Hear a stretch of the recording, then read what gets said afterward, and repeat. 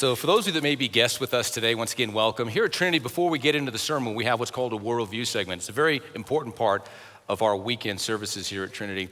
And the reason we do a Worldview segment is we believe that our church exists as a spiritual crossroads where moral, social, cultural, political, economic issues collide with biblical truth. We believe our mandate for this is Scripture, particularly an Old Testament verse, 1 Chronicles 12:32, which says this: "The sons of Issachar had wisdom regarding the times in which they lived, and they knew what they should do." We believe Christians today should be able to discern the times in which they live in for two reasons. You need to be informed so you can know how to pray, so that you could be empowered to act, in this case, to vote. Peter said in Acts chapter 2, verse 40, "Save yourselves from this wicked, twisted, perverse generation."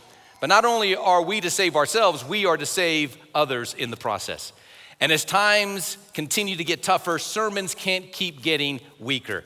We live in a world of lies. We must continue to deal in truth. So I'm challenging our congregation to become aware of what's happening, to vote against the lie on May 4th. Early voting will begin prior to that, because we as a city are about to determine whether we are going to decriminalize recreational marijuana. And it is our contention here at Trinity that a vote for Proposition A would be highly detrimental to our community. We want to vote against. Now, why even care? Why should a church even be talking about this? Well, friend, consider this. For the last 2,000 years, the true remnant New Testament Church of Jesus Christ has been a force for good in the world. For the last 2,000 years, historically, the church has always played a significant role in the moral and ethical guidance, not only of its members or its followers, but also by extension, the culture at large, the city in which that church resides in. We are to be an influence for societal norms and policies, and the church has always done that over the last 2,000 years. The church serves as a prophetic voice to a nation. The church is the conscience of culture, at least we should be. We are to help guide and shape the moral and ethical standards. Without fulfilling these roles, the church is at risk of merely becoming a social club, lacking in spiritual and societal significance. So the church, really for the last 2,000 years, at least in three areas, has made a difference. In the area of morality, we are a moral guide. We are a spiritual Sherpa, if you will, to ensure that you reach the top of Mount Everest and that you come down safely. And the introduction of this substance of marijuana, recreational marijuana, and Pastor Stacy, we have a sample bag here. By the way, this is 100% West Texas alfalfa. Would not advise you to try to steal this and smoke this, but anyway. This is what they want to legalize. This, you'll be able to walk around with this, have this in your car. It makes at least 300 joints out of it. So as a church, once again, we're the conscience of culture. We're a prophetic voice. We are a moral compass. For that reason, we must speak out. How about some ethical considerations?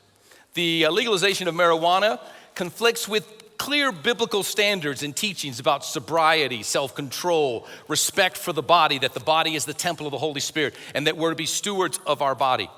And there is a clear difference between personal freedom and ethical responsibility. You know, what might be totally fine for you as an individual if you're a libertarian could become highly detrimental for a society at whole. And then the third area that we have to consider as a church, people of God, is every church is mandated to care for the souls of its members, the whole pastoral care topic. But not only are we to care for the souls of our members, we as a church, once again, a prophetic voice in a nation, the conscience of culture, we are also to care collectively for the soul of our city. And the decriminalization of marijuana would be highly detrimental. It would be greater addiction, more family disruption. It would create more economic hardships on people that are already struggling. I talked to a police officer just after the last service, and he said he was on a violent crimes task force, and he said 80% of violent crime in Lubbock was over marijuana, $100 or less in the amount. It would be highly, highly impactful in a negative way upon our city. Listen, the THC content in marijuana today, as opposed to what it was a generation ago. Yes, before I gave my life to Christ, I did experiment with marijuana. The last time I smoked a joint was about 44 years ago. That tells you how old I really am.